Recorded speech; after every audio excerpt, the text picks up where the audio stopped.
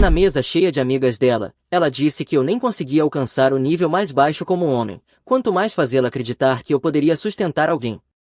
Eu saí dali melhorado, e agora minha nova namorada a cumprimenta quando ela rastejou de volta, implorando para eu aceitá-la novamente. E aí, Reddit, então tudo isso começou quando eu pensei que estava em um relacionamento sólido, apenas para descobrir que basicamente eu estava me inscrevendo para fornecer entretenimento gratuito às minhas próprias custas. O que se seguiu foi uma mistura de indiretas mesquinhas, um senso absurdo de direito e eu percebendo que estava lidando com alguém sem nenhum senso de realidade. Eu mantive a calma, joguei de forma inteligente e deixei que ela cavasse o próprio buraco.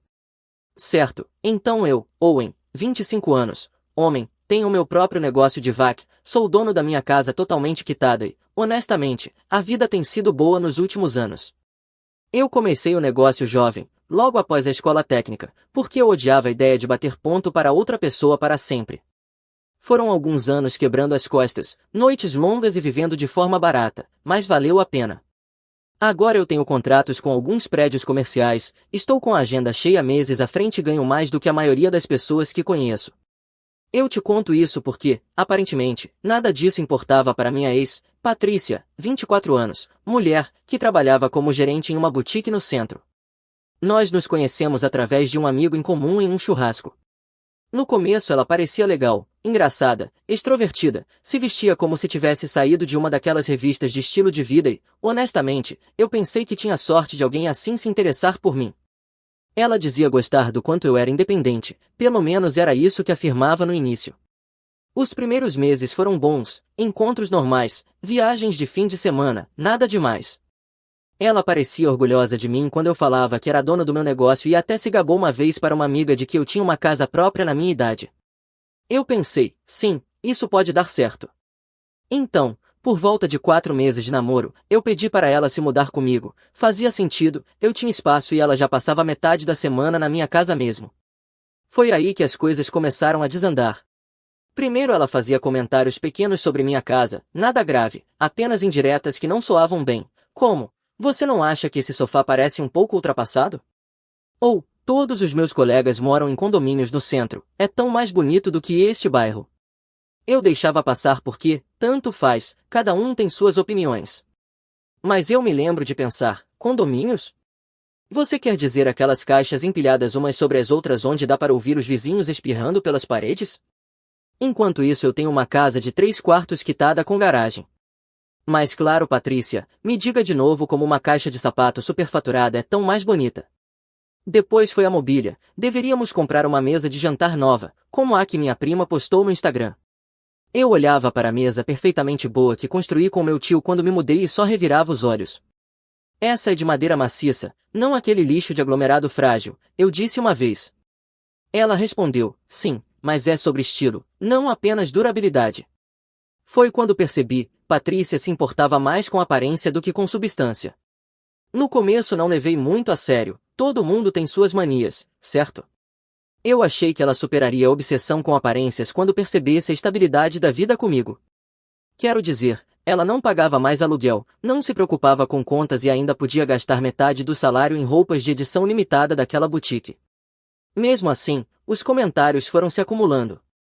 Ela continuava dizendo, não é sobre dinheiro, Owen, é sobre estilo de vida. Essa palavra, estilo de vida, sempre vinha dela para mim. Para mim, estilo de vida significava liberdade, ser dono do meu tempo, não me preocupar com aluguel, poder tirar uma folga se quisesse. Para ela, estilo de vida significava coisas brilhantes e parecer impressionante para pessoas que mal conhecia. Eu me lembro de um domingo de manhã, eu estava consertando um vazamento no sótão, nada sério, apenas um cano suando. Patrícia colocou a cabeça lá e perguntou o que eu estava fazendo. Eu disse e ela respondeu, é tão estranho namorar alguém que realmente trabalha com as mãos. Ela não disse isso como um elogio, mas como se estivesse tentando decidir se deveria se envergonhar ou não. Eu apenas sorri e disse, estranho como eu não preciso chamar outro homem para consertar minha casa. Isso a calou, mas ela não riu. Olhando para trás, esses eram os sinais vermelhos bem na minha cara, e eu burro demais para percebê-los. Mas eu me convenci de que não, ela só estava se ajustando, tinha convivido tempo demais nesse mundo da moda de luxo, ela iria superar.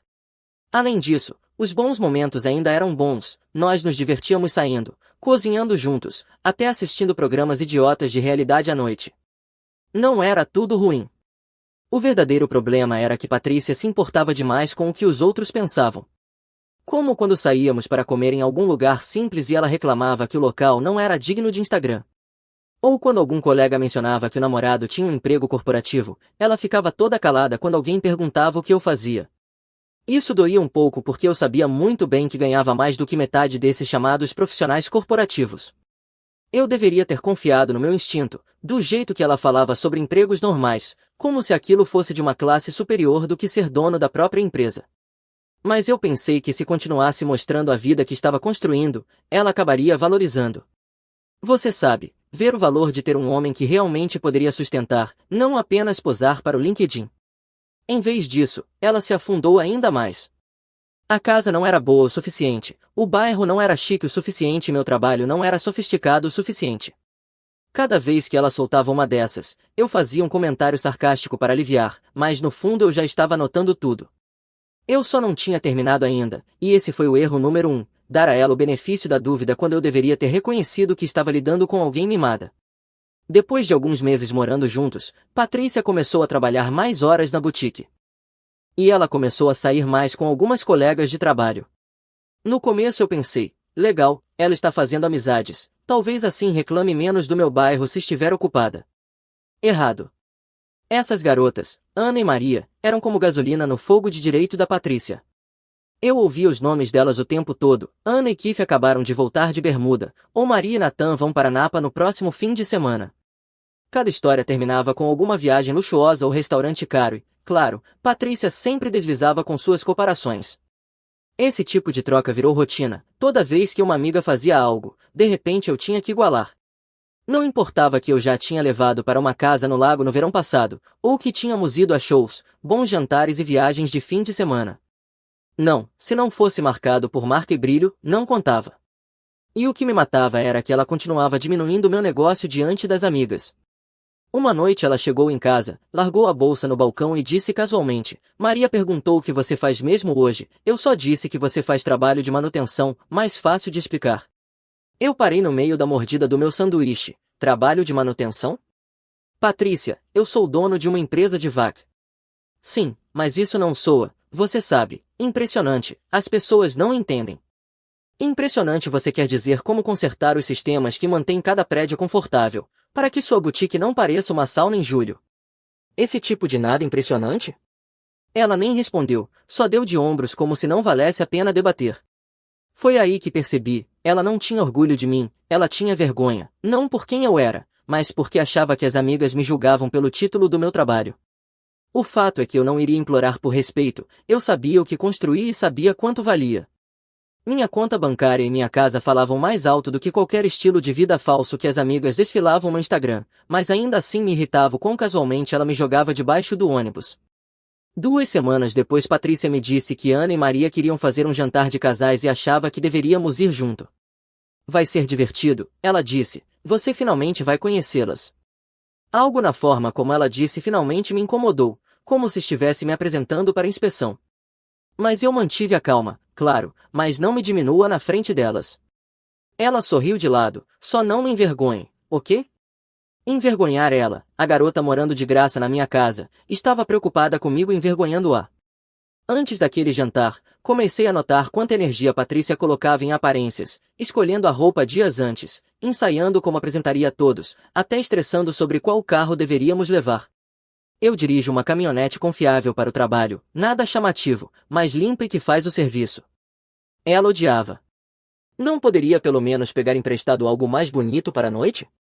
Eu ri na cara dela, sim, deixa eu só ir até a concessionária e testar uma Ferrari para o jantar, devolvo depois da sobremesa.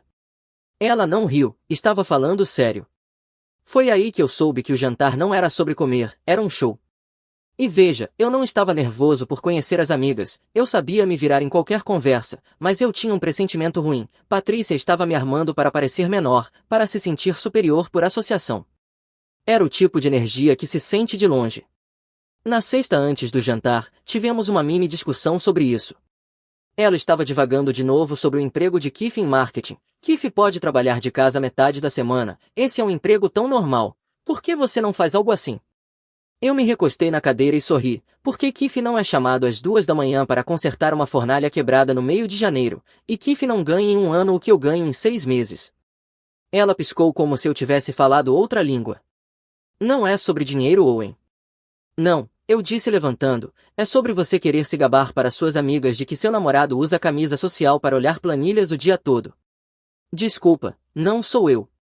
Ela bufou, me chamou de teimoso e saiu furiosa. Eu não a segui, não ia desperdiçar fôlego convencendo alguém que não via além do brilho de um estilo de vida barato. Mas eu admito, estava curioso para ver como aquele jantar iria acontecer, porque uma coisa sobre mim, eu não faço o papel de capacho. Se Patrícia achava que iria me exibir como seu homem da manutenção, ela tinha outra coisa vindo aí. Então chega o dia do jantar, estamos indo para esse restaurante que Patrícia escolheu, um daqueles lugares no centro onde o cardápio não tem preços, apenas descrições chiques tipo selado alimentado com capim seja lá o que. Eu já senti o cheiro do snobismo antes mesmo de chegarmos no valet. Patrícia estava em seu elemento, vestida como se estivesse desfilando, grudada no telefone conferindo de novo o que Ana e Maria tinham postado nos stories. Eu estava de camisa social e jeans, não ia fingir ser outra pessoa só para caber no teatrinho de status dela. Entramos e encontramos Ana e Maria numa mesa com seus namorados. Ana apresenta Kiff primeiro, ele está em marketing digital, faz aquele aperto de mão firme, se recosta na cadeira como se tivesse inventado a internet. Maria continua, este é Nathan, ele está em finanças corporativas. Nathan acena como se seu emprego salvasse vidas. Chega a vez de Patrícia, ela sorri de forma dura e diz, este é Owen, ele é dono de uma empresa de manutenção, e arrasta a pausa antes de manutenção como se estivesse debatendo se deveria apenas dizer que eu conserto vasos sanitários por diversão. Eu não vacilei, só acenei para os caras, sim, eu garanto que o aquecimento funcione quando está congelando e o ar-condicionado funcione quando está fervendo, manutenção, VAC, salvador de vidas, escolha você. O jantar começa e é exatamente o que eu esperava. Kiff fala sobre campanhas de anúncios e métricas de engajamento como se alguém na mesa se importasse. Nathan casualmente solta a diversificação de portfólio 3 vezes em uma frase.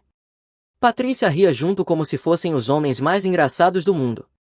Enquanto isso eu pensava, esses caras não trocariam uma lâmpada sem um tutorial no YouTube. Então Kiff começa a se gabar de uma viagem que planejou para Ana, resort ou inclusive em Bermuda, fim de semana prolongado. Ana sorri segurando o braço dele como se ele tivesse acabado de doar um rim. Patrícia se inclina toda encantada. Isso parece incrível. Owen e eu nunca fazemos nada assim. Eu olhei para ela como se tivesse crescido uma segunda cabeça. Nós literalmente falamos sobre Costa Rica 2 meses atrás. Você disse para esperar até o verão. Isso é diferente, ela rebate. Isso não é férias de verdade. Eu ergui a sobrancelha. Ah é, me ilumine. O que faz uma viagem ser de verdade? Você sabe, algum lugar romântico com resorts de serviço de luxo, jantares requintados. Ah, porque Costa Rica é só terra e cocos, certo? Eu retruquei sem expressão. Maria se intromete. Nathan e eu fomos para Napa no mês passado. A região do vinho é tão romântica, muito melhor do que acampar. Patrícia acena como uma política. Viu? É disso que estou falando. Algumas pessoas sabem como planejar encontros de verdade. Aquilo foi a gota para mim. Você quer dizer como a casa do lago no verão passado? Ou o show no centro? Ou aquele restaurante que você implorou para eu te levar no mês passado? Ela balança a mão. Isso não conta, não é impressionante. Eu me recostei sorrindo. Não impressionante, né? Engraçado como você postava sobre todas essas noites no Instagram como se fossem a melhor coisa do mundo. A mesa ficou estranhamente silenciosa, mas Patrícia continuou insistindo. Owen, sejamos honestos, você está satisfeito em tocar um pequeno negócio de manutenção para sempre. Então ela sorriu de lado e se inclinou para a frente como se fosse soltar sua carta na manga. Owen, você sabe que não consegue nem alcançar o nível mais baixo como um homem, muito menos me fazer acreditar que pode sustentar. A mesa ofegou, Ana cobriu a boca, as sobrancelhas de Maria se ergueram, até Kiff e Nathan pareciam querer se enfiar debaixo da mesa. Eu me recostei rindo. Sim, pelo menos eu construí algo real. Você não tem nada além de um hábito de sugar homens e fingir que está acima deles. Deve ser difícil estar tão insatisfeita enquanto me esgota. Normalmente eu mantenho a calma, mas aquela frase foi como ela tentando me destruir de vez. Eu me inclinei para a frente, olhei diretamente nos olhos dela e disse, é engraçado, Patrícia, que o meu pequeno negócio paga pelo teto sobre a sua cabeça, o carro que você dirige e cada mordida que você come. Sem mim você é só uma garota quebrada com atitude. Ela bufou. Isso não é verdade. Você só não tem ambição, está confortável sendo pequeno. Eu não consegui conter a risada. Pequeno? Você acha que esses caras são mais bem-sucedidos do que eu? Eu me virei para Keith. Ei cara, quanto você faz por ano se não se importa de eu perguntar? Keith hesitou. Uns 70 mil. Eu acenei. Sólido. Respeito. Então me virei para Nathan. E você? Ele olhou para Maria e então disse. 85. Legal, você está indo bem. Então me recostei e olhei para Patrícia. Quer saber quanto eu fiz no ano passado? Os olhos dela se arregalaram pensando que eu ia soltar algum número ridículo. Owen, não, 160 mil. Eu soltei como um microfone. A mesa congelou, Ana piscou, a boca de Maria literalmente caiu aberta, Keith parecia ter engolido um limão, Patrícia ficou vermelha como tomate. Isso não é o ponto, ela murmurou. Eu sorri, não, porque 5 minutos atrás o ponto era que eu não podia sustentar você, mas agora que os números estão na mesa, de repente dinheiro não é tudo? Não é sobre dinheiro, é sobre imagem, ela disse fraca. Imagem? Eu repeti balançando a cabeça, certo. Então o que você deveria dizer quando te perguntam o que eu faço? Ela gaguejou, que meu namorado conserta aparelhos de ar-condicionado. Não, eu disse sorrindo friamente, você diz a eles que seu namorado é dono de um negócio que fatura 6 dígitos, enquanto os namorados das suas amigas estão preocupados com seus chefes respirando em seus pescoços, eu sou meu próprio chefe. Isso sim é sucesso de verdade, não algum título bonito que paga metade da minha renda. Silêncio, dava para ouvir os garfos batendo nos pratos. Patrícia parecia querer que o chão a engolisse inteira. Eu chamei o garçom, a conta por favor. Patrícia sibilou, Owen, o que você está fazendo? Pagando pelo meu jantar e indo embora. Você não pode simplesmente sair. Assista. O garçom separou as contas, a minha deu cerca de $40 pelo salmão e uma bebida. Eu coloquei o dinheiro, levantei e afastei a cadeira. Obrigado pelo jantar pessoal, boa sorte dividindo o resto.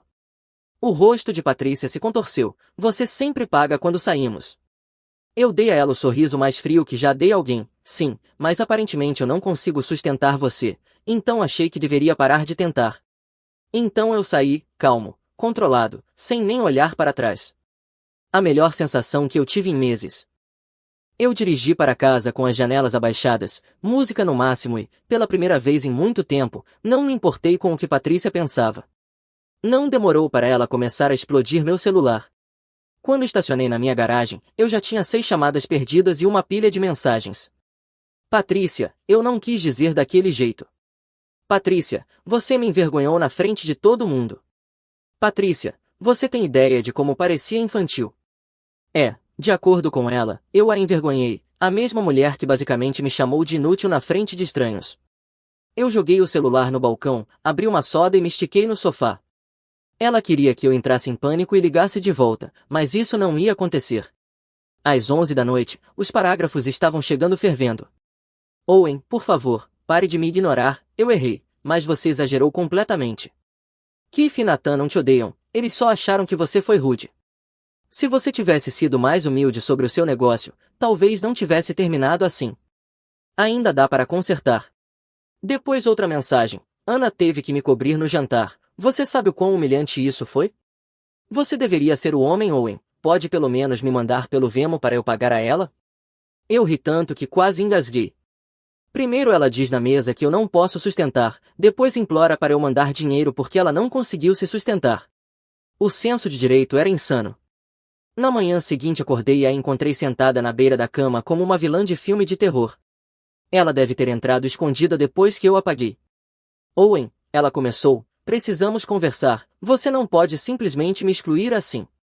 Eu esfreguei os olhos, você percebe que destruiu o relacionamento no jantar, certo? Ela cruzou os braços, você não precisava sair daquele jeito, você me envergonhou, me fez parecer louca. Eu realmente ri, Patrícia, você não precisou da minha ajuda para parecer louca, você cuidou disso sozinha. Foi aí que as lágrimas falsas começaram. Ela agarrou meu braço dizendo, eu só disse aquelas coisas porque me importo com o nosso futuro, não entende? Eu estava te pressionando para ser melhor. Eu puxei meu braço de volta. Melhor? Eu sou o dono da minha casa, administro um negócio, ganho mais do que aqueles dois juntos, enquanto você é quem mora aqui de graça. Se alguém precisa ser melhor, não sou eu. O rosto dela mudou como um elástico, lágrimas viraram raiva. Uau, então você vai simplesmente jogar fora tudo que construímos por causa de um comentáriozinho? Comentáriozinho, eu disse encarando, você me disse que eu não consigo te satisfazer nem te sustentar. Isso não é pequeno, isso é você mostrando exatamente como me vê. Ela fez beicinho. Você está sendo dramático, casais brigam Owen, homens de verdade não saem correndo por palavras. Eu tomei um gole do meu café, homens de verdade também não ficam quando a namorada os trata como um caixa eletrônico com braços. Ela não gostou nada dessa. Arrumou uma mala, bateu algumas gavetas e deixou um bilhete no balcão dizendo que ia ficar com Ana até eu esfriar a cabeça, como se eu fosse um maluco. Honestamente, foi a semana mais silenciosa e pacífica que tive em anos. Eu chegava dos trabalhos, largava as botas na porta e a casa finalmente parecia minha de novo.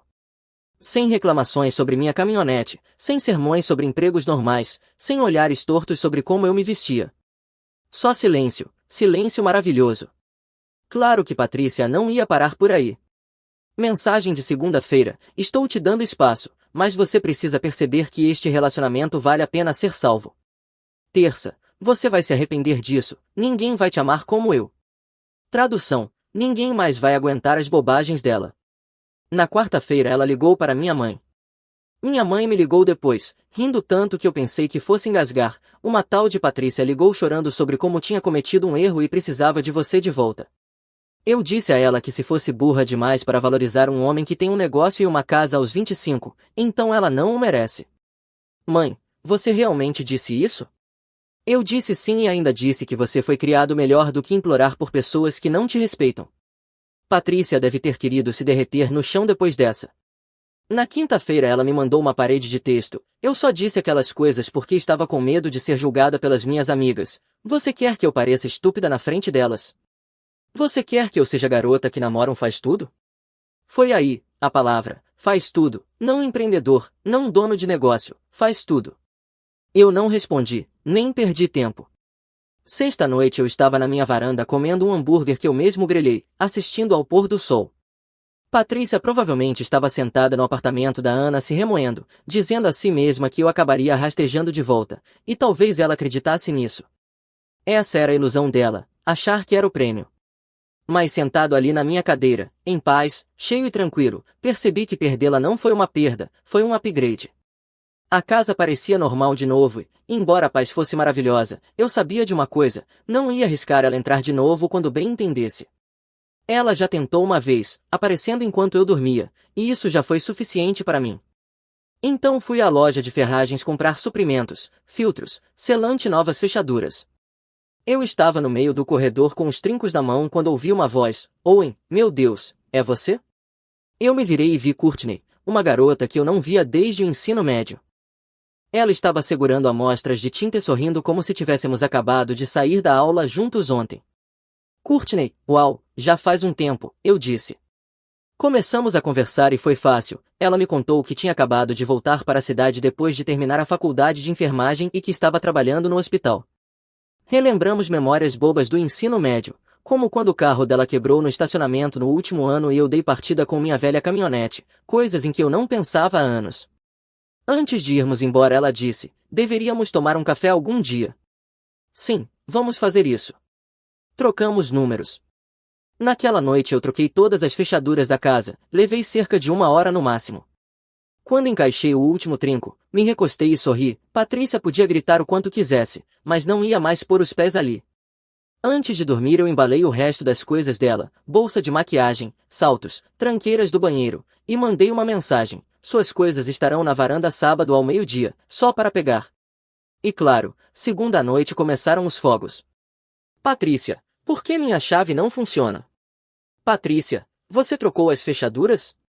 Sério, Patrícia, esta ainda é minha casa também, Owen. Eu ri, ela realmente achava que tinha direito ao meu lugar. Digitei de volta, não é a sua casa, você arrumou suas coisas e saiu, lembra? Isso se chama mudar-se. Ela voltou atacando, você está sendo ridículo, quem troca as fechaduras da namorada? Correção, eu escrevi, ex-namorada, e o cara que é dono da casa troca. Ela dobrou a aposta. Você é tão mesquinho, eu ainda tenho direito de estar aí. Eu não resisti. Direito à minha casa?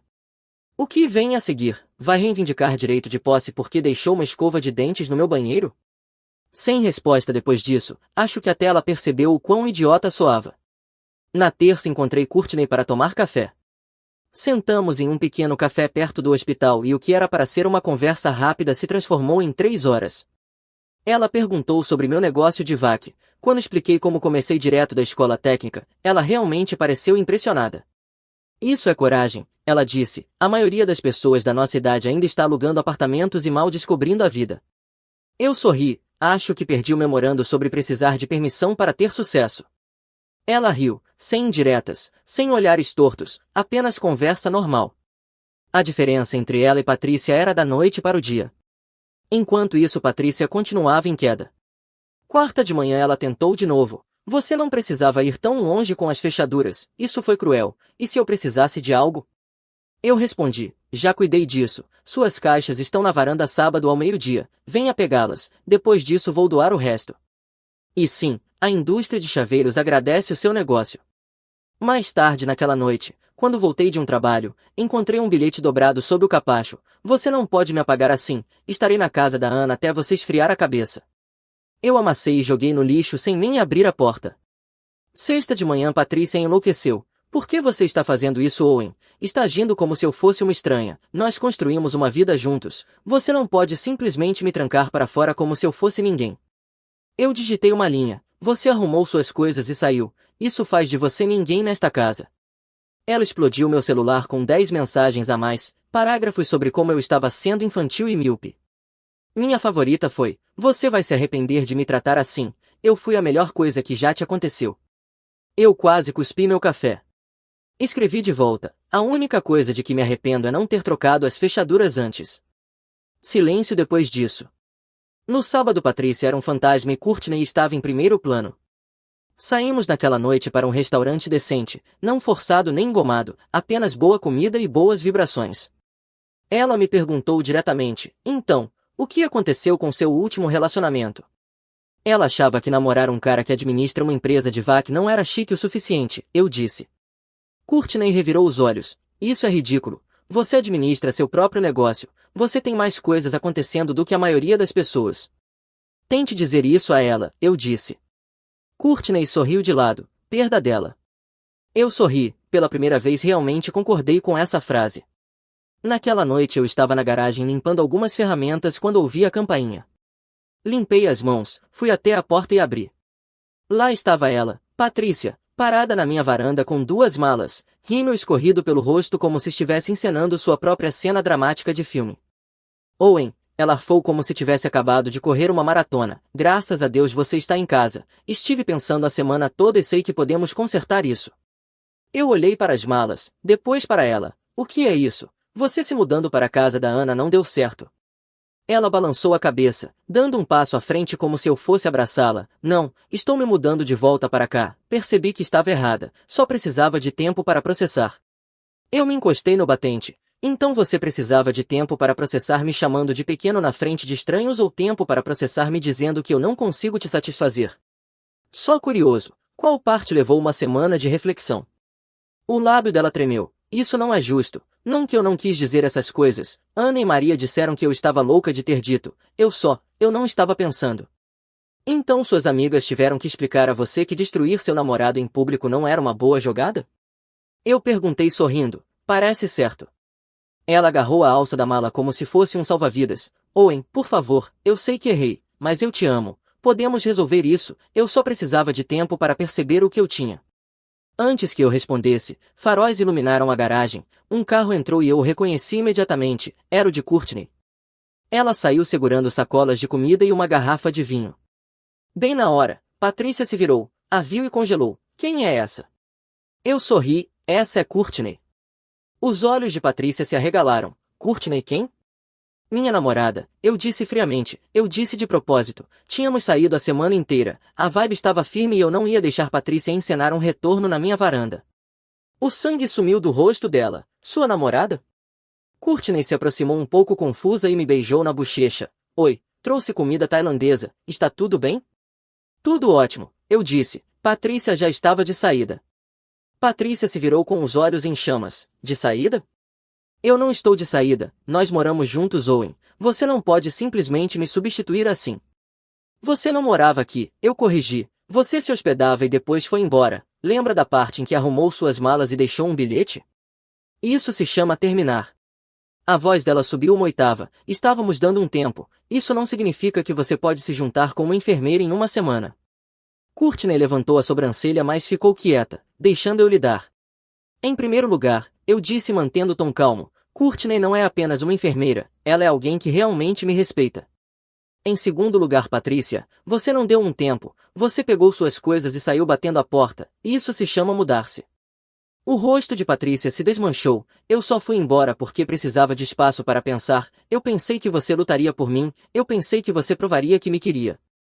Eu ri, provar que eu te queria? Você estava morando na minha casa de graça e eu ainda estava pagando as contas, o que exatamente eu precisava provar? A voz dela quebrou em um colapso total. Você não pode fazer isso comigo. Você não pode simplesmente me jogar fora. Você sabe, eu mereço mais do que ser substituída por alguma garota aleatória do ensino médio. Courtney finalmente falou, calma como sempre. Você o desrespeitou. Isso não é aleatório. Isso se chama consequências. Patrícia virou a cabeça bruscamente para ela. Fique fora disso. Você não sabe o que nós tínhamos. O que você tinha? Eu interrompi. Era eu te sustentando enquanto você fingia ser melhor do que eu. O que eu tenho agora é paz, grande diferença. Ela bateu o pé como uma criança. Eu te amo, Owen. Isso não significa nada? Eu incline a cabeça. Você me ama agora que sabe que eu ganho mais do que os namorados das suas amigas? Engraçado como isso funciona. Isso não é verdade, ela gritou. É exatamente verdade, eu disse. Você não teve problema em me destruir até perceber que parecia estúpida. Agora você está de volta aqui com malas esperando que eu esqueça. Não vai acontecer.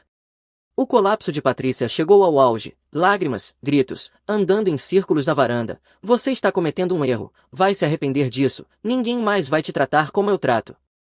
Sim, eu disse com um sorriso de canto. Esse é o ponto. Ela ficou ali mais um minuto, peito arfando, rímel escorrendo, mãos tremendo nas alças das malas, finalmente ergueu uma delas, arrastou a escada abaixo e colocou as duas no carro. Courtney e eu assistimos em silêncio enquanto ela batia a porta, ligava o motor e saía acelerando da garagem. Quando as lanternas traseiras sumiram, Courtney olhou para mim, então essa era sua ex. Sim, eu disse pegando a comida para a viagem da mão dela, e essa foi a última visita dela. Depois do colapso de Patrícia na varanda, a paz na minha casa era surreal. Pela primeira vez em meses, eu não lidava com dramas irritantes ou comentários venenosos, apenas eu, Courtney e noites tranquilas com comida tailandesa ou maratonando programas bobos. A melhor troca que eu já fiz. Mas Patrícia não tinha terminado de fazer barulho. Uns 3 dias depois recebi uma mensagem de Maria que dizia, você não vai acreditar, mas Patrícia está de volta na casa dos pais, dizendo a todos que você a manipulou para sair. Eu ri alto. Manipulada? Ela saiu sozinha com as malas na mão, mas claro, me culpe. Acontece que os pais dela também não estavam felizes. A mãe de Patrícia me mandou uma mensagem no Facebook, um parágrafo longo sobre como estava preocupada e achava que Patrícia merecia outra chance. Eu nem respondi, não era meu circo, não eram meus macacos. Enquanto isso Patrícia estava ocupada queimando pontes em todos os lugares. Ana já estava de saco cheio dela depois que tentou ficar lá de novo, e então Maria comentou que Patrícia largou o emprego na boutique dizendo que precisava focar no relacionamento. A piada era que o relacionamento já não existia mais. A melhor parte, porém, foi que a notícia daquela noite de jantar se espalhou. Você não pode sentar lá, destruir seu namorado e esperar que as pessoas esqueçam. Maria disse que até os colegas de Keith e Nathan estavam comentando, porque os dois espalharam como tinha sido constrangedor. Imagine isso, o próprio namorado da sua amiga dizendo que você o fez parecer estúpido. Falando em Keith, ele veio rastejando até mim uma tarde na loja de ferragens. Eu estava pegando materiais para um trabalho quando vi no corredor de encanamento fingindo estar ocupado.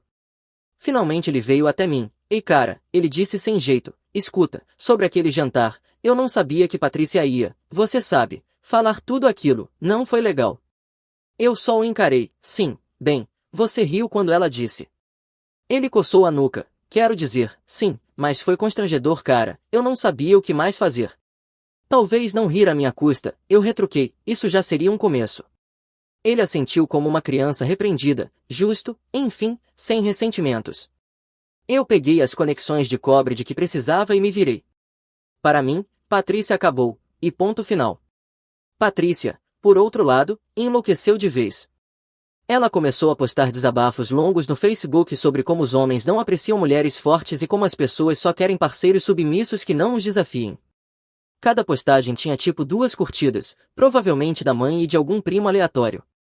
Todo o resto estava ou zombando dela nos comentários ou ignorando completamente.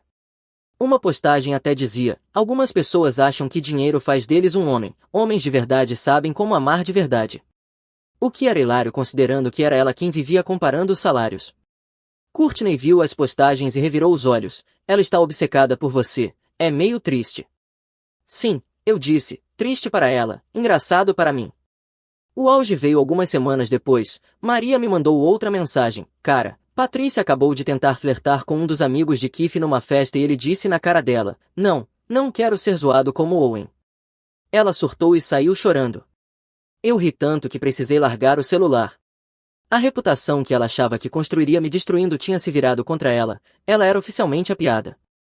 Enquanto isso, Courtney e eu estávamos evoluindo, nós ríamos sobre o momento na varanda e tornamos oficial no dia seguinte.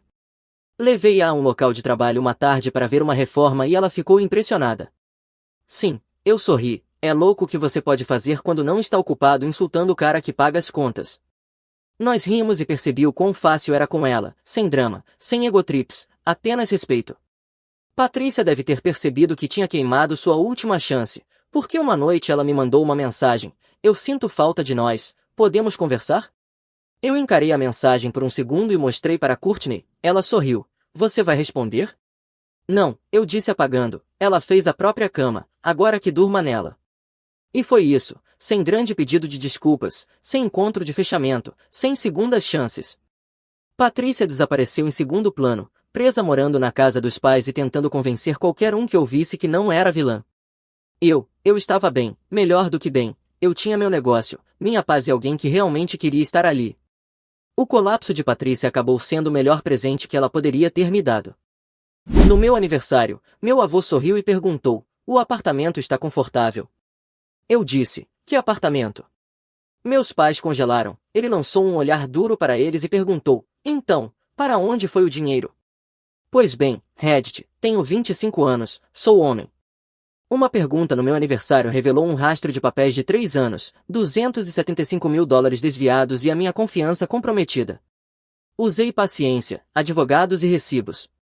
É um caos, mas do tipo bom. Pegue sua pipoca e aproveite, e não ouse pular nada, essa confusão merece sua total atenção. Tudo começou à mesa logo depois que meu avô perguntou. O silêncio se estendeu tempo suficiente para que eu percebesse coisas que vinha ignorando a noite inteira. A mesa de jantar estava posta com pratos que eu nunca tinha visto antes, de cerâmica pesada, do tipo com pequenas marcas do fabricante no fundo que gritavam empresa de aluguel. Mamãe havia arrumado flores em um vaso que ainda tinha uma etiqueta de preço meio arrancada na base. Ela estava agitada a noite toda, como uma diretora de palco da Broadway, ajustando guardanapos e checando o relógio. Não é maravilhoso, Nick? Todas as suas pessoas favoritas em um só lugar.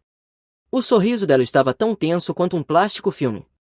Papai estava atrás da cadeira, segurando o encosto como se pudesse flutuar para longe. Seu rosto tinha ficado da cor de concreto molhado. O vovô esperava. Ele sempre foi bom em esperar, construiu uma fortuna com paciência, sabendo quando falar e quando deixar os outros preencherem o silêncio com a verdade. Que apartamento? Repeti, olhando entre meus pais. A risada de mamãe saiu forçada. Ah, você sabe como ele às vezes fica confuso, não é, pai? Ela lançou ao vovô um olhar que poderia cortar vidro. A expressão de vovô não mudou. Aos 78 anos, ele ainda tinha o mesmo olhar firme que provavelmente fazia suar salas de reunião. Enviei $275.000 há 8 meses para o apartamento de Nick no Harborville Towers. Aluguel pré-pago, verba para móveis, depósito de segurança. Eu queria que tudo estivesse pronto antes que o fundo fiduciário dele fosse liberado. As palavras atingiram a sala como uma bigorna caída. Minha irmã, Amélia, se mexeu na cadeira. Ela tinha passado metade da noite mexendo no celular, agora levantou os olhos com confusão genuína. Que fundo fiduciário? Ela perguntou. Eu estava me perguntando mesmo. Havia um homem parado perto da porta da cozinha que eu não reconheci, por volta dos 30 e poucos anos, vestindo um terno que estava elegante demais para uma festa de aniversário em família. Ele vinha segurando o mesmo copo d'água por uma hora, observando tudo com a atenção silenciosa de quem toma notas mentais. Mamãe riu de novo, num tom mais agudo desta vez. Querido, você está deixando Nick nervoso com toda essa conversa. Vamos apenas aproveitar a festa. Onde está a chave do apartamento? Diane, a voz do vovô continuava estável, mas algo por baixo havia mudado, como o som de gelo rachando em um lago. Papai finalmente encontrou a voz. Nós íamos contar a ele. Só pensamos que... Pensaram o quê? Perguntou o vovô. Que ele não precisava saber sobre o próprio dinheiro. A cozinha estava cheia de comida de diferentes lugares, bolo de supermercado ao lado de aperitivos de buffet. Até as decorações de aniversário pareciam improvisadas, balões da loja de $1 amarrados em cadeiras que pertenciam a outra casa. Eu estava vivendo no mesmo estúdio havia 2 anos, o aquecedor batia, a porta do banheiro emperrava e eu ouvia o gato da senhora Klein arranhar as paredes às 3 da manhã. Se alguém tivesse me oferecido um lugar no centro, eu teria feito as malas no mesmo dia.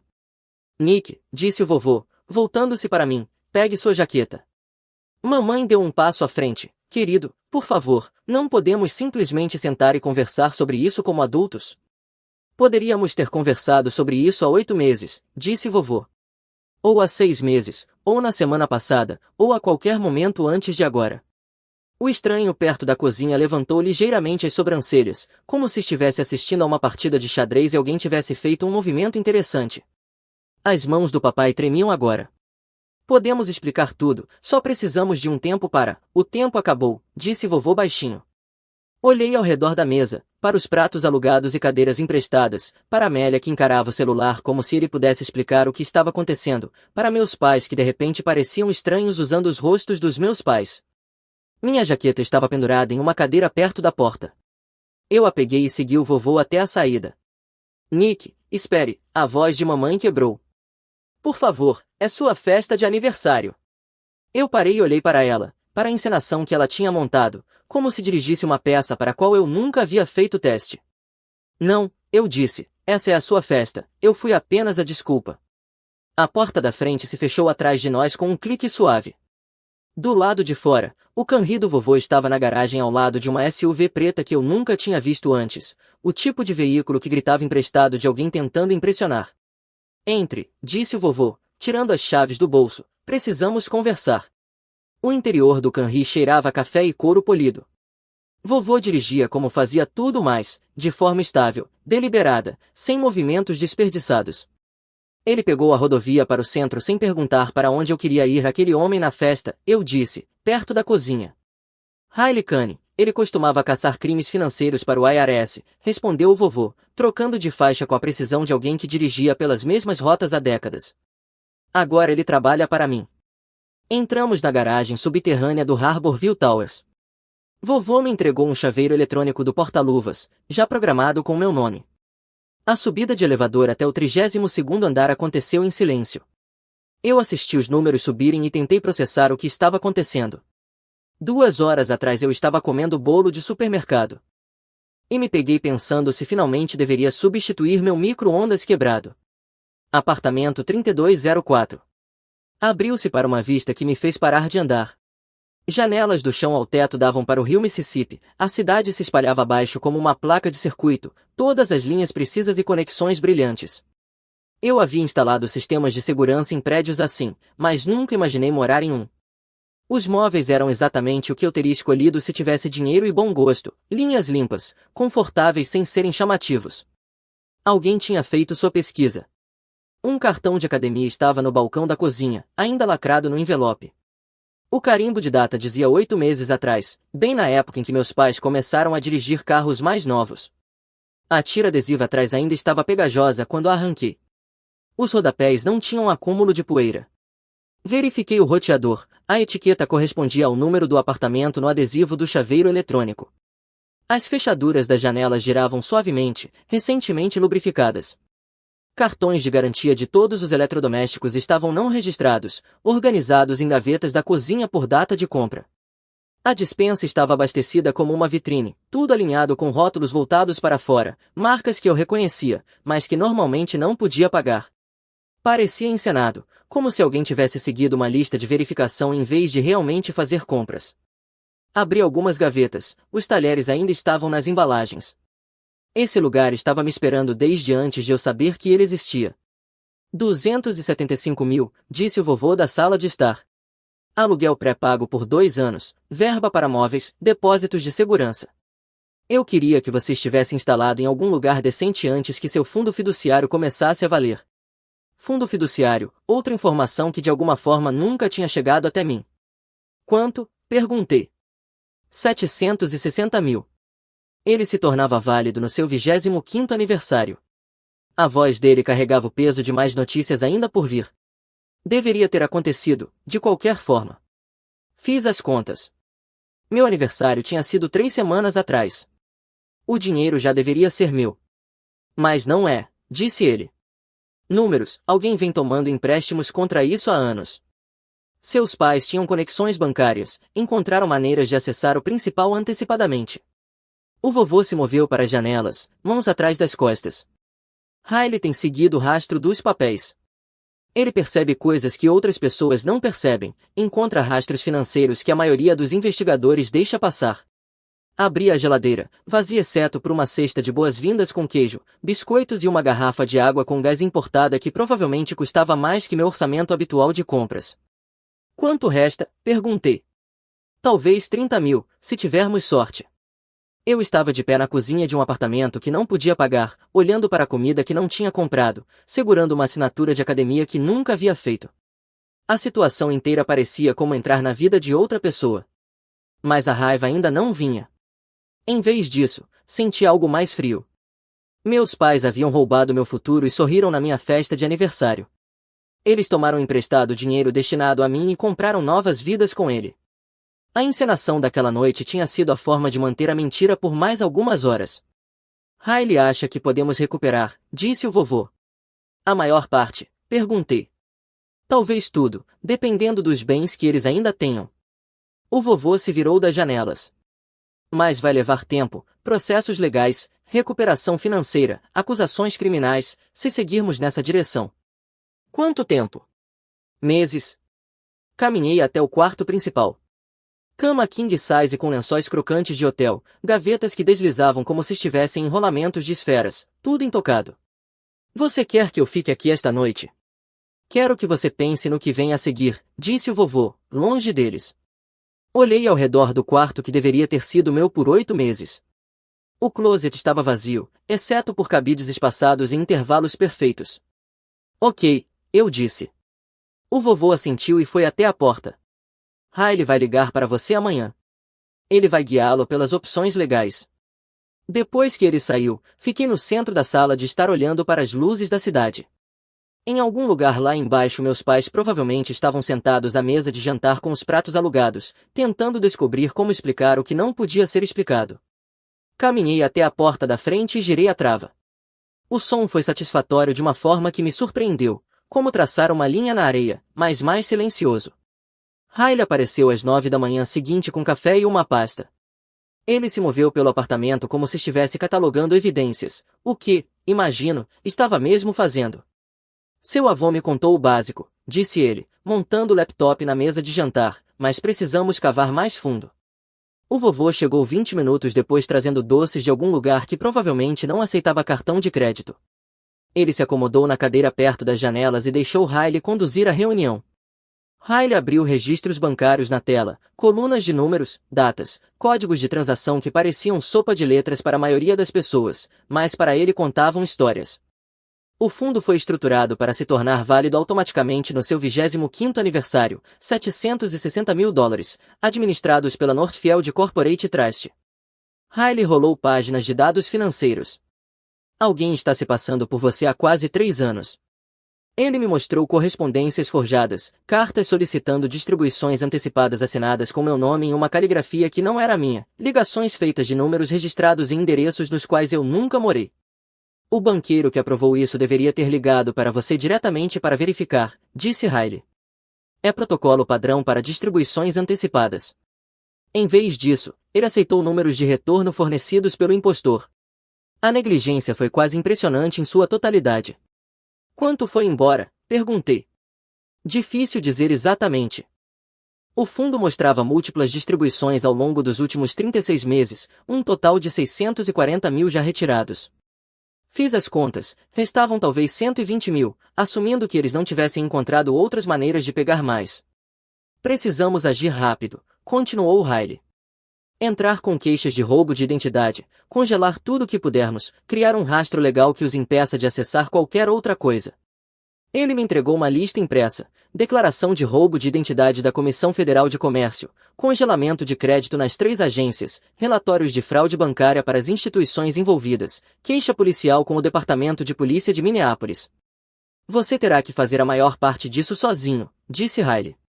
Posso guiá-lo, mas os relatórios precisam vir diretamente de você. Passei as 4 horas seguintes em ligações e sites do governo. O formulário da FTC foi simples depois que entendi o sistema. Os congelamentos de crédito foram mais fáceis. Experian, Equifax e TransUnion tinham portais online feitos exatamente para essa situação. Cada bloqueio trancava meu perfil de crédito como fechar um cofre. Os relatórios de fraude bancária exigiram mais paciência. Cada instituição queria sua própria documentação, seus próprios formulários, sua própria versão da mesma história. O Departamento de Polícia de Minneapolis foi o mais tedioso. O detetive de fraude designado para o meu caso parecia já ter lidado com 1000 queixas semelhantes. Meu celular vibrou com uma mensagem da Amélia perto da hora do almoço. Mamãe está chorando. Papai não sai do quarto. O que está acontecendo? Fiquei olhando para a mensagem por alguns minutos, mas não respondi. Riley fez mais ligações enquanto eu trabalhava na papelada. Ele falava com pessoas em um tipo de código abreviado que sugeria longos relacionamentos profissionais, provavelmente antigos colegas. Seus pais cometeram erros, disse ele após desligar sua terceira ligação. Usaram o dinheiro roubado para compras rastreáveis, pagamentos de cartão de crédito, reformas de casa, empréstimos de carro. Eles deixaram migalhas digitais por toda parte. O vovô ficou quieto na maior parte, ocasionalmente fazendo perguntas que iam direto ao ponto. Ele havia construído sua fortuna entendendo fluxos de dinheiro e gerenciamento de risco. Às 4 horas tínhamos uma base, queixas de roubo de identidade protocoladas, crédito congelado, bancos notificados, relatórios policiais enviados, tudo documentado e com carimbo de data. Agora precisamos de alavancagem legal, disse Riley fechando o laptop.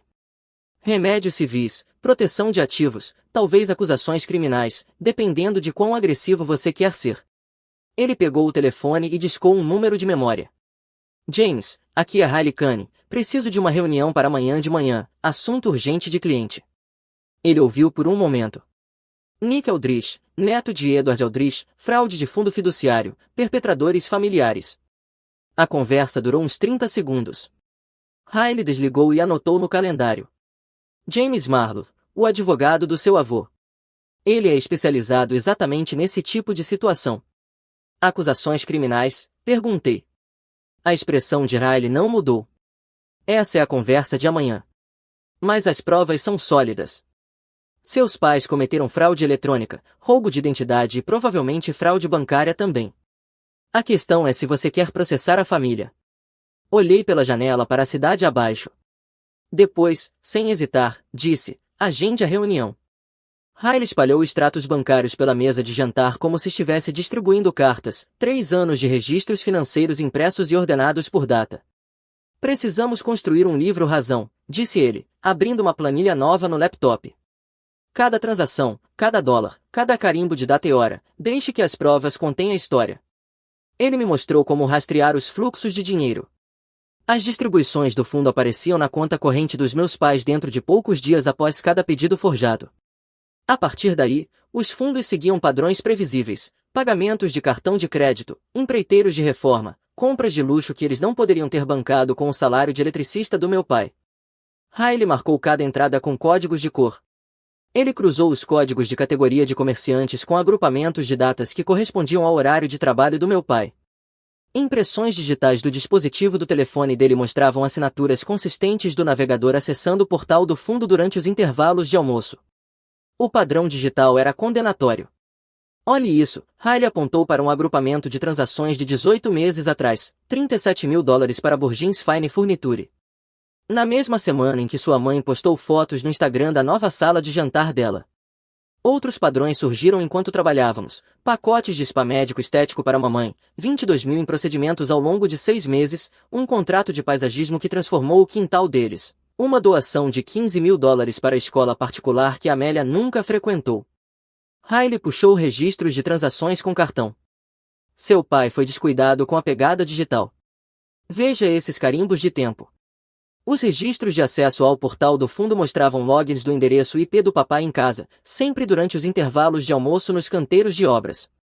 O telefone dele havia acessado o portal 47 vezes em 3 anos, sempre a mesma impressão digital do dispositivo.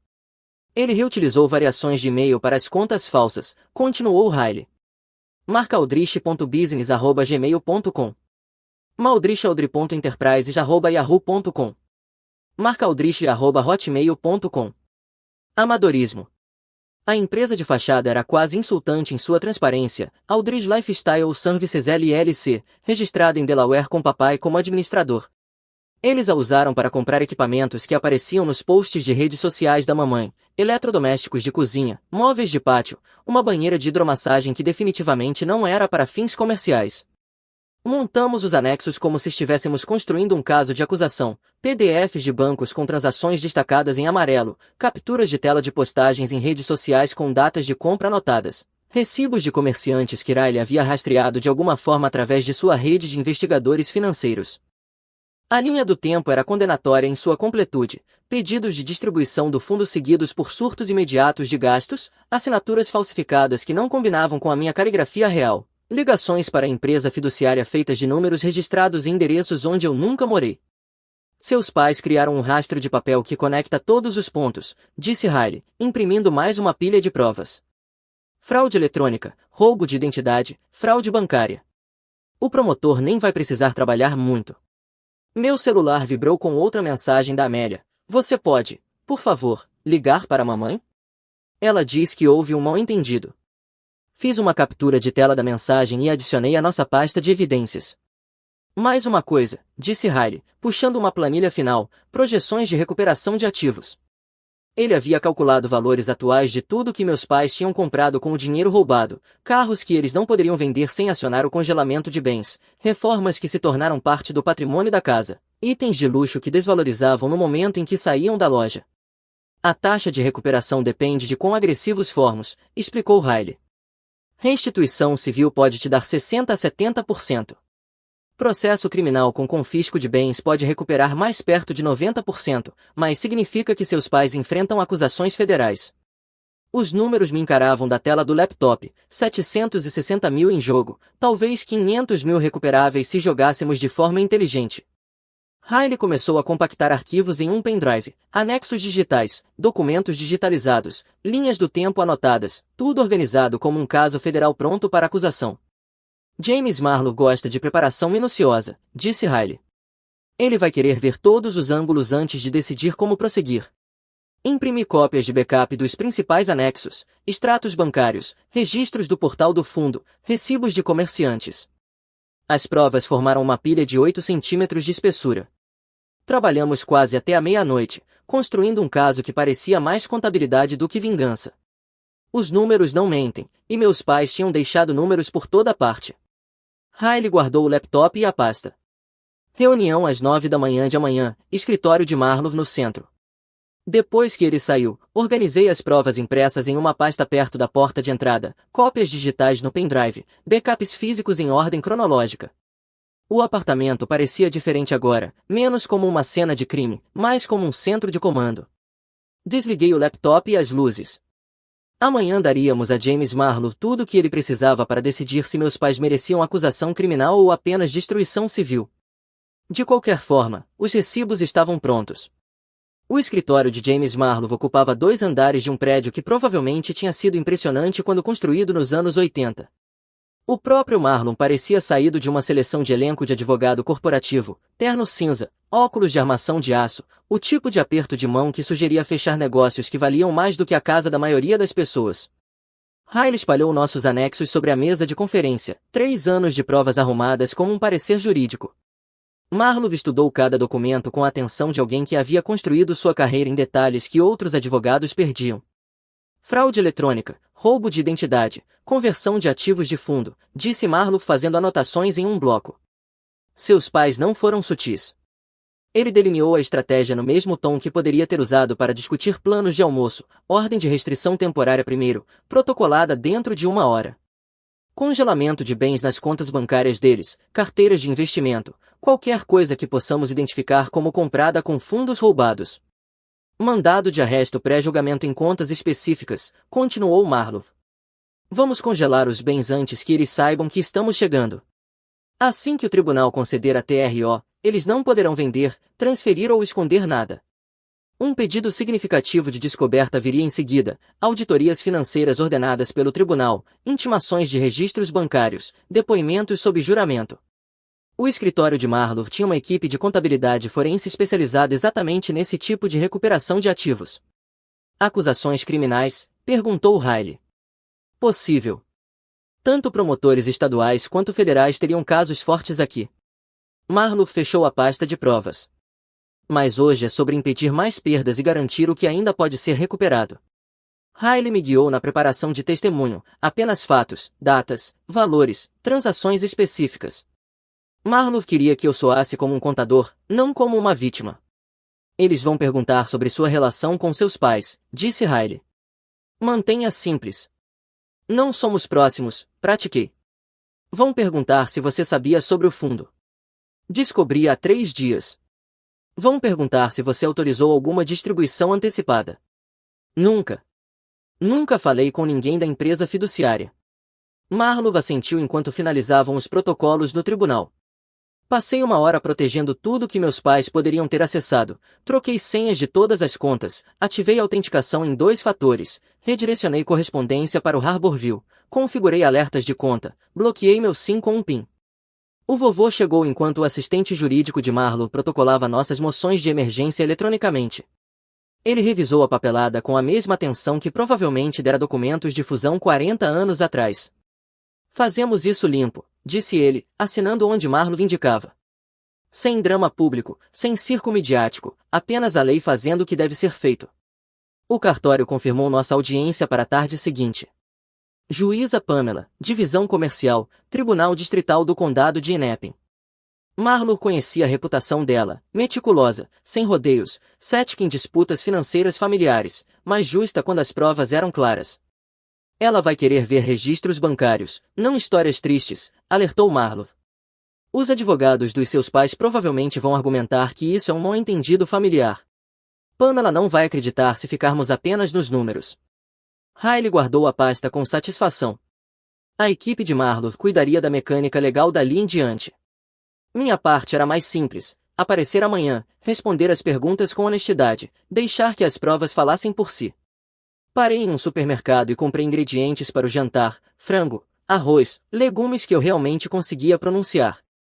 Meu celular ficou em silêncio pela primeira vez em dias, nenhuma mensagem da Amélia, nenhuma ligação de números desconhecidos. Meus pais provavelmente já estavam reunidos com o próprio advogado, tentando descobrir como explicar 36 meses de roubo a um juiz. Jantei olhando as luzes da cidade pelas janelas do chão ao teto. Amanhã haveria uma audiência, argumentos legais, provavelmente algum tipo de confronto com pessoas que costumavam ser minha família. Hoje à noite havia apenas comida que tinha gosto de certo em um lugar que finalmente parecia que poderia ser meu lar.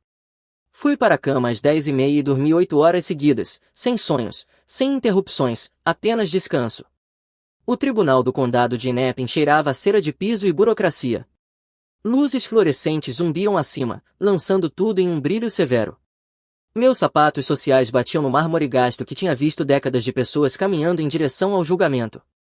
Marlowe carregava nossas provas em uma pasta de couro. Riley caminhava ao meu lado com a calma confiança de alguém que já tinha testemunhado em tribunal federal antes do café da manhã. Meus pais estavam sentados à mesa dos réus com a advogada deles, uma mulher na casa dos 50 anos que parecia especializada em controle de danos. Papai encarava as próprias mãos, mamãe continuava olhando para a porta como se esperasse um alarme de incêndio. Amélia estava sentada na galeria atrás deles, com a mesma expressão que tinha durante provas de matemática no ensino médio para as quais não havia estudado. A juíza Pamela assumiu o banco exatamente às 2 horas. Ela era mais jovem do que eu esperava, talvez no início dos 40, com um olhar direto que provavelmente fazia advogados reconsiderarem suas declarações iniciais. Marlo apresentou nosso caso como se estivesse lendo resultados financeiros para acionistas, provas de AR, extratos bancários destacados e sinalizados, registros de acesso ao portal do fundo impressos em ordem cronológica. Cada documento contava parte da história, mas juntos pintavam um quadro que não precisava de interpretação. Distribuições do fundo solicitadas por meio de correspondência falsificada, explicou Marlo, apontando para comparações de assinaturas projetadas em uma tela do tribunal. 36 instâncias separadas de roubo de identidade ao longo de 3 anos, um total de $640 mil em distribuições fraudulentas. A juíza examinou cada anexo, fez perguntas precisas sobre protocolos bancários, procedimentos de verificação e sobre a falha do administrador fiduciário em seguir suas próprias políticas de segurança. Marlo me chamou para testemunhar. O banco das testemunhas parecia um holofote. Mantive minhas respostas curtas e factuais, exatamente como Riley havia me instruído. Você autorizou alguma distribuição antecipada do seu fundo? Não. Você já se comunicou com a Northfield Corporate Trust antes desta semana? Não. Você já morou nos endereços usados para verificação de retorno de chamada? Não. Você sabia sobre essas distribuições antes da sua festa de aniversário? Não. A advogada dos meus pais tentou complicar durante o contra-interrogatório. Perguntou sobre relações familiares, apoio financeiro passado, se eu já havia demonstrado interesse em acesso antecipado ao fundo. Não é possível que seus pais acreditassem que tinham sua permissão. Eles falsificaram minha assinatura 36 vezes. Mas você nunca disse explicitamente a eles que não podiam. Eu não sabia que o fundo existia. O redirecionamento de Marlo foi cirúrgico, impressões digitais do dispositivo do papai acessando o portal do fundo, registros de endereço IP mostrando acesso da rede doméstica durante os intervalos de almoço do papai, carimbos de tempo conectando pedidos de distribuição forjados a compras de luxo imediatas. A advogada dos meus pais não tinha respostas convincentes para as provas digitais que vinculavam cada pedido fraudulento diretamente aos dispositivos do meu pai. A juíza Pamela revisou os anexos durante um recesso de 15 minutos. Quando voltou, sua decisão foi eficiente e abrangente, ordem de restrição temporária concedida, meus pais estavam proibidos de acessar, transferir ou dispor de quaisquer bens comprados com distribuições do fundo, congelamento de bens em suas contas bancárias principais, carteiras de investimento e linhas de crédito, qualquer coisa financiada com dinheiro roubado estava agora bloqueada até julgamento final, auditoria financeira ordenada pelo tribunal a ser conduzida pela equipe de contabilidade. Forense de Marlo, inventário completo de ativos, análise de transações, projeções de recuperação, meus pais teriam que abrir todo o seu histórico financeiro para escrutínio profissional, mandado de arresto pré-julgamento em contas específicas identificadas por Riley. O tribunal manteria esses fundos em custódia até que a restituição fosse determinada. Prazos de descoberta foram definidos para 4 semanas, meus pais tinham 1 mês para apresentar 3 anos de registros financeiros, extratos bancários e recibos de compras. Este tribunal não está interessado em drama familiar, disse Pamela olhando diretamente para ambas as equipes jurídicas. As provas mostram roubo de identidade sistemático e conversão de ativos fiduciários. Os remédios civis prosseguirão com base em fatos financeiros, não em apelos emocionais. Ela marcou a próxima audiência para 6 semanas e encerrou a sessão. A advogada dos meus pais imediatamente se reuniu com eles perto da mesa dos réus. Papai parecia envelhecer em tempo real, mamãe enxugava os olhos com lenços que não escondiam muita coisa. Amélia finalmente olhou em minha direção quando saímos da sala do tribunal. Por um momento, sua expressão mudou de confusão defensiva para algo que poderia ter sido arrependimento. Ela abriu a boca como se quisesse dizer algo, depois fechou e seguiu nossos pais em direção à saída. Marlo apertou a mão da advogada adversária no corredor, trocando gentilezas profissionais que sugeriam que, para ambos, isso era apenas negócios. Acusações criminais, perguntei enquanto caminhávamos em direção aos elevadores. As provas sustentam tanto uma acusação estadual quanto federal, respondeu Marlo. Fraude eletrônica, roubo de identidade, conversão de ativos. Mas essa é uma decisão separada. Hoje foi sobre preservar o que resta para recuperar. Riley já estava calculando os próximos passos, projeções de recuperação de ativos, cronograma para restituição total, coordenação com os contadores forenses que executariam a auditoria determinada pelo tribunal. Seus pais tornaram isso mais fácil mantendo registros detalhados dos gastos, disse ele. Na maioria dos casos de fraude são necessários meses de investigação para rastrear o dinheiro. Eles basicamente forneceram suas próprias provas. Fora do tribunal, perguntei, e agora, o que acontece? Riley ajustou a gravata. Agora esperamos. As ordens judiciais atingirão as contas deles até o fim do expediente de hoje. A equipe de auditoria começa na segunda-feira. Seus pais têm 4 semanas para produzir registros financeiros que provavelmente gostariam de ter triturado. Marlo já estava checando o telefone em busca de mensagens, provavelmente de outros clientes com outros problemas que exigiam soluções legais cirúrgicas. Cronograma de recuperação, perguntei. 6 a 8 meses para restituição total, disse Marlo. Talvez menos se eles cooperarem com a auditoria, talvez mais se contestarem cada intimação. Olhei de volta para os degraus do tribunal. 6 meses atrás eu não sabia que tinha um fundo fiduciário. 6 meses a partir de agora provavelmente teria a maior parte dele de volta. Agora esperamos, repetiu Riley. Parecia certo. O congelamento de ativos atingiu as contas dos meus pais como uma avalanche digital, cartões de crédito recusados em postos de gasolina, pagamentos automáticos interrompidos no meio do ciclo, tentativas de login registradas para a trilha de auditoria. Cada interação financeira se tornou prova do roubo que eles pensaram poder esconder para sempre. 6 meses depois, a auditoria determinada pelo tribunal finalmente estava concluída. A equipe de contabilidade forense de Riley havia rastreado cada dólar com a precisão de investigadores fiscais. O relatório final tinha 200 páginas de arqueologia financeira que não deixavam nenhuma transação sem explicação. Nosso total preliminar havia sido de 640 mil. A auditoria encontrou mais 33 mil escondidos como taxas e créditos de fornecedores. A restituição foi fixada em 673 mil dólares, mais juros e honorários legais. A casa dos meus pais seria vendida para satisfazer parte da sentença, suas contas de aposentadoria, já congeladas, cobririam outra parte, e os itens de luxo comprados com dinheiro roubado seriam liquidados por meio de vendas supervisionadas pelo tribunal. A burocracia se movia na velocidade do governo, avaliações de ativos, aprovações judiciais, cronogramas de liquidação que se estendiam de semanas a meses. Justiça não era dramática, era administrativa. O empreiteiro elétrico do papai o retirou da lista de fornecedores preferenciais. O clube de campo da mamãe sugeriu discretamente que ela poderia se sentir mais confortável em outra instalação. A vizinha, Senhora Carver, que costumava acenar do jardim, agora apenas virava o rosto quando eles passavam. Eu não sentia satisfação com o exílio social deles, mas também não sentia pena. O projeto Unlocked começou pequeno. Riley mencionou a um veterano cujos benefícios educacionais do G.I. haviam sido sequestrados por parentes que tiveram acesso às contas dele durante uma missão. O mesmo padrão do meu caso. Roubo de identidade, documentos falsificados, familiares que achavam que mereciam dinheiro que não era deles.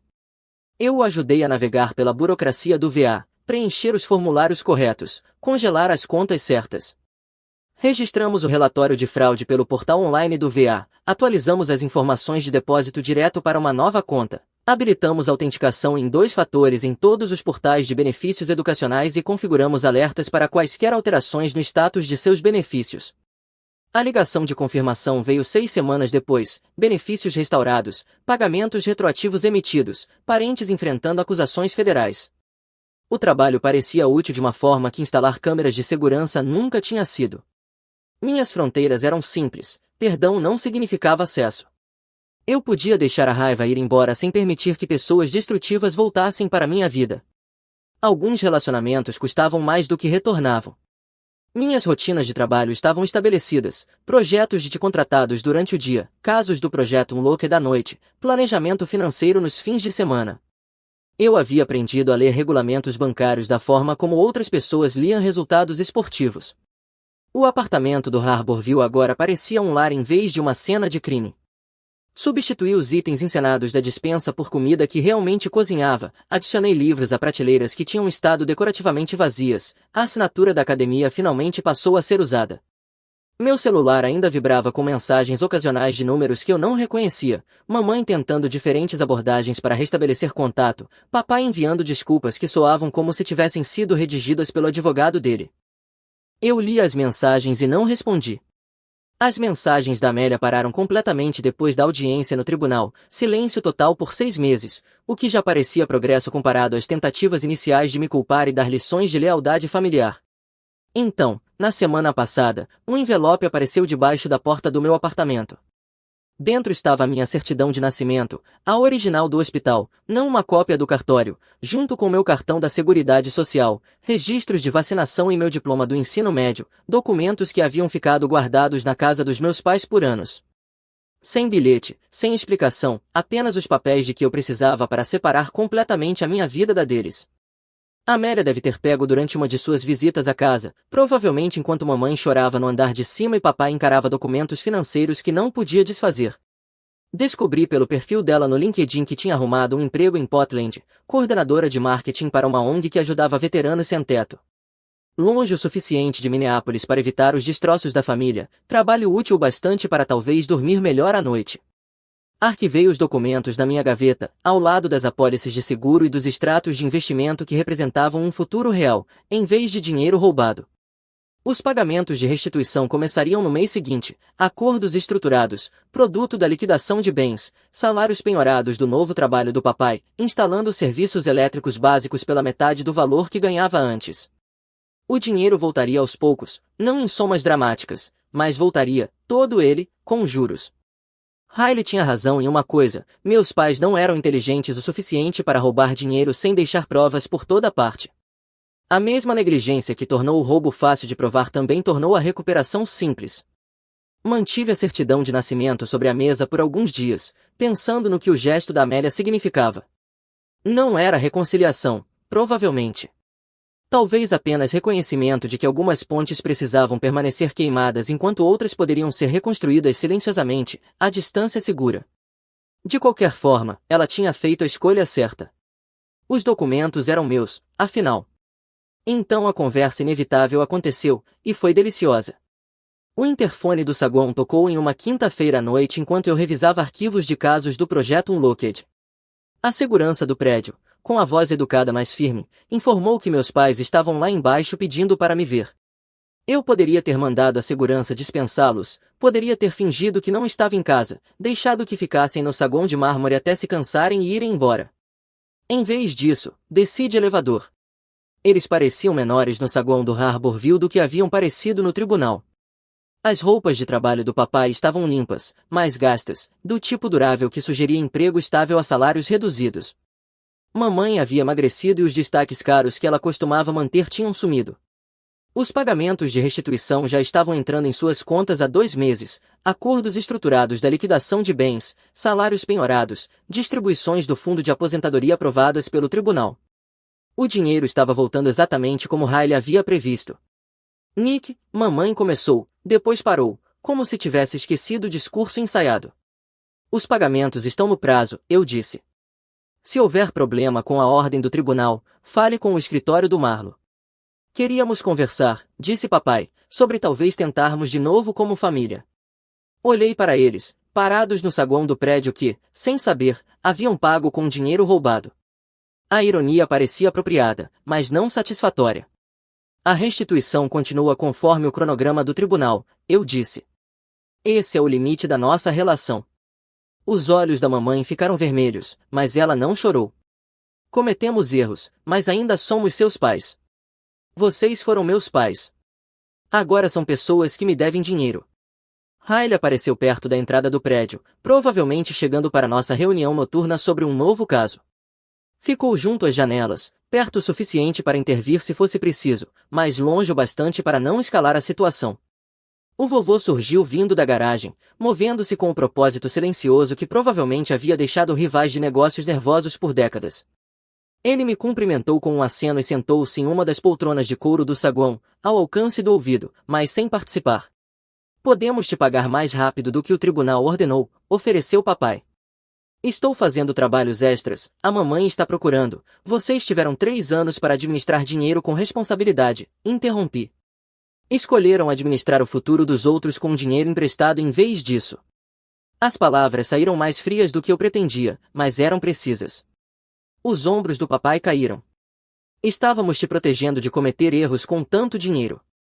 Roubando e comprando para vocês mesmos um upgrade de estilo de vida. Não houve resposta para isso. Mamãe tentou outra abordagem. Talvez possamos tomar um café algum dia, só para conversar. Sem chaves, sem códigos, sem visitas surpresa, eu disse. Sem ligações, sem jantares em família, sem tentativas de restabelecer contato. O cronograma do tribunal cuida de tudo que precisa ser cuidado entre nós. Nick, por favor, essa conversa acabou. Apertei o botão de chamada do elevador e esperei. O saguão ficou em silêncio, exceto pelo zumbido suave do ar-condicionado e o som distante do trânsito lá fora. O elevador chegou com seu sinal educado. Entrei e pressionei 32. O apartamento é confortável, disse mamãe quando a porta começou a fechar. Não é. A porta selou antes que eu pudesse responder. Riley estava esperando quando voltei ao apartamento, junto com os arquivos de um caso de uma estudante universitária cuja avó vinha desviando suas bolsas de estudo. O vovô chegou 10 minutos depois com comida do restaurante vietnamita do centro. Jantamos na sala de jantar enquanto revisávamos o novo caso, 3 gerações de homens que entendiam que alguns problemas exigiam paciência e outros exigiam advogados. Depois que eles foram embora, fiquei na varanda observando as luzes da cidade acenderem lá embaixo. O apartamento parecia silencioso ao meu redor. Meu celular vibrou com uma mensagem da Amélia. Vi eles no saguão pela câmera de segurança. Você está bem? Digitei de volta. Estou bem. Obrigado pelos documentos do mês passado. De nada. Cui disse. A porta da varanda se fechou atrás de mim. O apartamento está confortável? Agora está.